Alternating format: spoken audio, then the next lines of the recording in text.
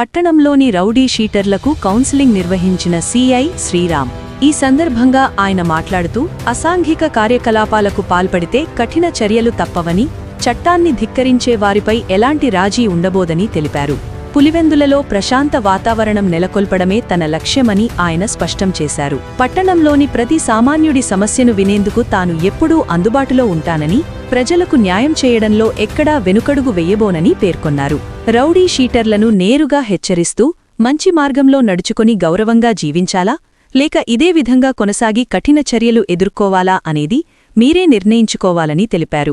గంజాయి, మట్కా, జూదం వంటి అసాంఘిక కార్యకలాపాలపై పోలీసులు ఉక్కుపాదం మోపుతారని, వాటిలో పాల్గొనేవారిని ఏ పరిస్థితుల్లోనూ ఉపేక్షించబోమని తీవ్ర హెచ్చరికలు జారీ చేశారు. ఈ కౌన్సిలింగ్ కార్యక్రమం ద్వారా పట్టణంలో శాంతి భద్రతలను కాపాడడమే కాకుండా నేరాలకు పూర్తిగా అడ్డుకట్ట వేయాలన్నదే పోలీస్ శాఖ లక్ష్యమని పేర్కొన్నారు. మనిషిగా స్వాగతించాలంటే వాడు క్రైమ్ వదిలేసి మంచిగా ఉండాలి. ఇప్పుడు వాడు ఎంత హానెస్ట్గా వచ్చి సార్ నా సమస్య ఉందని హై ఎమోషన్స్తో కంప్లైంట్ చెప్తున్నాడు. వాడి గ్రీవెన్స్ ఖచ్చితంగా వింటామని ప్రతి కామన్ మ్యాన్ తింటాం, వాంది కూడా వింటాం, జస్టిస్ చేస్తాం. మీకు ఏదైనా అన్యాయం అనిపిస్తే డైరెక్ట్ అండి. సొంత న్యాయాలు చేసుకోవాలని చూస్తే మాత్రం చాలా రాక్షసంగా చేస్తాం. బహిరంగ కౌన్సిలింగ్ చెప్పా కదా, లాఠీ వాడాలన్నా, బెల్ట్ వాడాలన్నా, పిస్టల్ వాడాలన్నది మీ యొక్క బిహేవియర్ని బట్టి మా యొక్క బిహేవియర్ ఆధారపడి ఉంటుంది.